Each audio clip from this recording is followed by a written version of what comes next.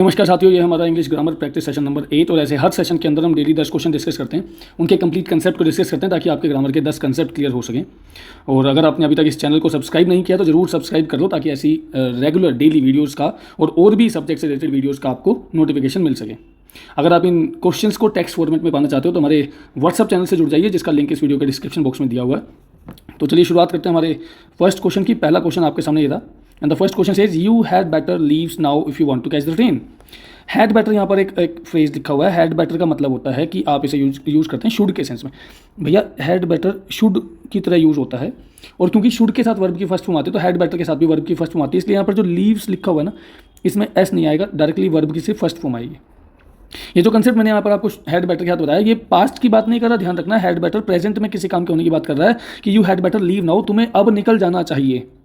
ये rule had better के अलावा had sooner, had rather, would better, would sooner, इन सब का भी होता है कि इन सब के साथ भी हमेशा वर्ब की फर्स्ट फॉर्म आती है। ये टॉपिक है ग्रामर का। Bare infinitive finite non finite verb के अंदर आता है, एडवांस वर्ब के अंदर इन्फिनिटिव से बेयर इन्फिनिटिव के अंदर वर्ब की फर्स्ट फॉर्म को यूज़ करते हैं। वही यहाँ पर आंसर है पार्ट बी के अंदर। चलिए अगले क्वेश्चन की तरफ बढ़ते हैं। Question number second, being a holiday the school was closed.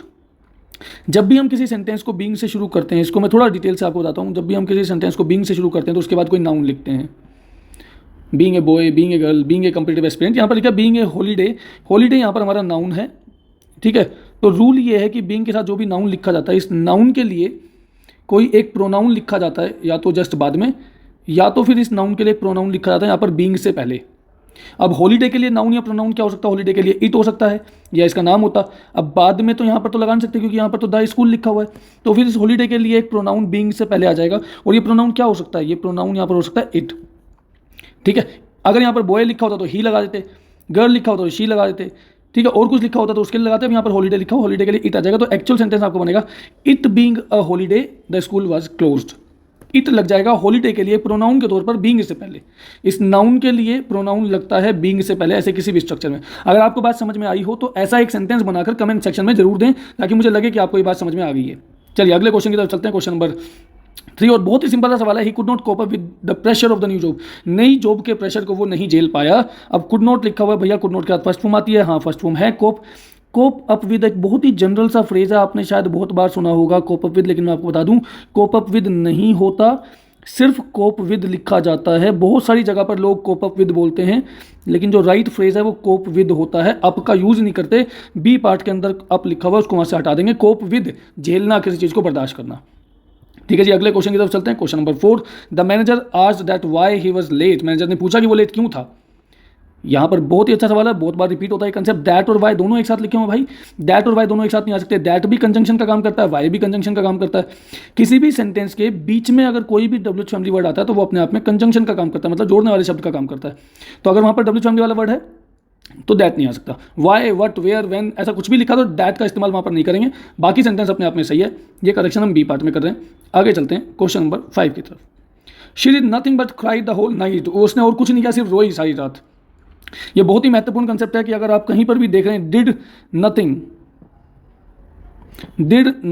But, और बहुत कॉमन है डिड नथिंग बट को देख करके इसके बाद ऐसा लगना कि यहाँ पर पास्ट टेंस है तो वर्ब की सेकंड फॉर्म आनी चाहिए, पर ये एक बहुत कॉमन मिस्टेक है जो यूज की जाती है और एग्जाम में पूछी जाती है। यहाँ पर वर्ब की फर्स्ट फॉर्म आएगी क्योंकि हम जो वर्ब लिख रहे हैं वो डिड के बाद लिख रहे हैं। तो डिड के बाद यहाँ पर जो क्राइड लिखा है ना भाई, ये क्राइड नहीं आएगा। She did nothing but cry the whole night. B part में हम ये करेक्शन कर रहे हैं। इस रूल को आप यहाँ पर देख लेना, ये करेक्शन कर लेना, लिख लेना। अगर नया लगे तो कर लेना, ठीक है। और अगर समझ में आ गया हो तो ऐसा भी एक सेंटेंस बना करके आप कमेंट सेक्शन में मुझे बता सकते हैं।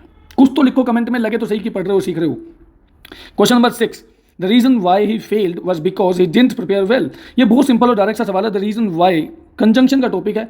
द रीजन वाई, रीजन या रीजन वाई अगर कहीं भी लिखा होता तो उसके साथ बिकॉज का इस्तेमाल नहीं कर सकते। बिकॉज यहाँ पर गलत हो जाएगा। इसके बदले में भी कुछ नहीं लगाना, बस रीजन या रीजन वाई के साथ बिकॉज नहीं लगाते। चलिए अगले सवाल पे चलते हैं। क्वेश्चन नंबर 7 की तरफ। Despite being tired but he continue to work late. Again ऐसा ही कंजंक्शन पेयर है कि अगर आपने डिस्पाइट लिख दिया, डिस्पाइट का मतलब होता है के बावजूद भी, तो इसके साथ में बट का इस्तेमाल यहाँ पर नहीं होना चाहिए। डिस्पाइट बीइंग टायर्ड, टायर्ड होने के बावजूद भी वो काम करता रहा लेट तक, तो बट की नीड ही नहीं है। बट जिस तरीके के कंट्राडिक्शन वाले सेंटेंस को जोड़ता है वो काम डिस्पाइट अपने आप कर सकता है। तो डिस्पाइट अगर आ गया तो बट नहीं लगाना। ऐसे ही अगर किसी सेंटेंस में दो THOUGH दो या ऑल दो अगर आता है तो इनके साथ में भी हम बट का इस्तेमाल नहीं करते हैं। ठीक है, जो आपने लास्ट कंसेप्ट देखा था उसको भी ध्यान रखिएगा, इनको भी ध्यान रखिएगा। अगले चलते हैं question number 8, he denied to have met the accused before, उसने मना कर दिया कि वो एक्यूज से पहले कभी मिला है।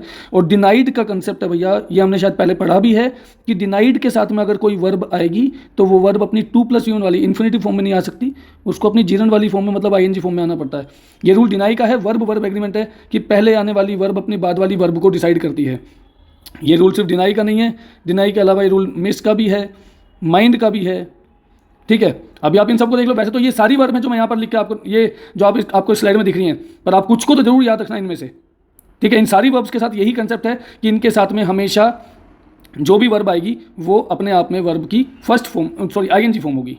Mind, miss, ignore, avoid, hesitate, anticipate, इन सब के साथ जो भी वर्ब आएगी वो आईएनजी फॉर्म में आएगी। Error is in part B. आगे चलते हैं क्वेश्चन नंबर 9 की तरफ। शी इज़ मोर वाइजर, सिर्फ इतना ही पढ़ के शायद आपको आंसर मिल जाएगा। मोर भी कंपेरेटिव है, वाइजर भी कंपेरेटिव है, double comparative sir not allowed. Wiser अगर लगा दिया तो वो कंपेरेटिव डिग्री है, तो उसके बाद मोर की जरूरत नहीं है। मोर स्मार्टर, मोर बेटर, मोर सूनर, मोर फास्टर नहीं होता। Faster, easier, better, larger, cooler अगर आ गया तो मोर नहीं लगाना। एंड सिमिलरली अगर कहीं पर सुपरलेटिव डिग्री लिखी, अगर कहीं पर यहीं पर मैंने वाइजेस्ट लिखा होता, अगर वाइजेस्ट लिखा होता तो वाइजेस्ट क्या था, अगर मैं मोस्ट लगाता, she is the most wisest person, तो मोस्ट की जरूरत नहीं थी, वाइजेस्ट अपने आप में सही था। तो डबल सुपरलेटिव भी नहीं आता और डबल कंपेरेटिव भी नहीं आता, इसको ध्यान रखिएगा। तो एरर यहाँ पर पार्ट ए के अंदर है। आगे चलते हैं क्वेश्चन नंबर 10 की तरफ। देखिए यहाँ पर लिखा है बीइंग अ सीनियर डॉक्टर, ये वही कंसेप्ट है जो अभी थोड़ी देर पहले आया था। बीइंग के बाद नाउन आता है, देखो बीइंग के बाद नाउन आता है सीनियर डॉक्टर, और इस डॉक्टर के लिए एक नाउन या प्रोनाउन होना चाहिए। देखो यहाँ पर लिखा भी है ही लिखा हुआ है। तो ही बीइंग ए सीनियर डॉक्टर, किसकी बात हो रही है? ही की बात हो रही है। ही अपने आप में सीनियर डॉक्टर है। एंड ही वॉज अपॉइंटेड, ये बिल्कुल सही है, यहाँ पर इसमें कोई गलती नहीं है। ही वॉज अपॉइंटेड, हाँ ये रूल मैंने आपको बताया था कि अपॉइंट या सेलेक्ट या इलेक्ट या कंसीडर या नेम, चूज, डेजिग्नेट, इन सारी वर्ब्स के बाद में एज का इस्तेमाल नहीं करते। और इनके बाद में अगर कोई पोजीशन या पोस्ट बताई होती है, जैसे यहाँ पर ये हेड अपने आप में एक पोस्ट और पोजीशन है, तो फिर आर्टिकल दा का भी यूज यहाँ पर नहीं करते हैं। ये वर्ब्स आपने ध्यान रखनी है सारी कि इनके बाद आप कभी एज का इस्तेमाल नहीं करते। अक्सर ऐसे बोलते हैं लोग, he is considered as the father of this subject, नहीं, कंसिडर्ड एज नहीं लगाते। तो यहाँ पर कंसेप्ट बिल्कुल क्लियर है आपके सामने कि यहाँ पर हमारे सामने लिखा हुआ है अपॉइंटेड, और अपॉइंटेड के बाद जो एज लिखा हुआ है उसको भी हटा देंगे, और उस पोस्ट या पोजीशन से पहले जो दा लिखा हुआ है उसको भी हटा देंगे। पार्ट सी के अंदर ये एरर थी। इसके साथ ही ये सेशन खत्म हो जाता है। Thank you very much. अगर आपने वीडियो लास्ट तक देखी है तो मुझे कमेंट में जरूर बताएं कि आपने लास्ट में देखा, और अगर अभी तक भी चैनल को सब्सक्राइब नहीं किया, जो कि कम से कम 80% लोग ऐसे हैं जो चैनल को सब्सक्राइब नहीं कर रहे हैं पूरी वीडियो देखने के बाद भी, तो आप चैनल को जरूर सब्सक्राइब करें। अपने किसी ना किसी दोस्त के साथ इसको शेयर करें। अगर वीडियो आपको लग रही है कि वर्थ वॉचिंग है तो जरूर शेयर करें, नहीं लग रही है तो मुझे फीडबैक जरूर दें कमेंट में। कुछ ना कुछ लिख करके जरूर जाना यार कमेंट में, ताकि लगे कि हाँ सीख रहे हो या इन बातों को सुन रहे हो। मिलते हैं नेक्स्ट वीडियो में, इसमें इतना ही। Thank you very much, tata bye bye, see you, Jai Hind.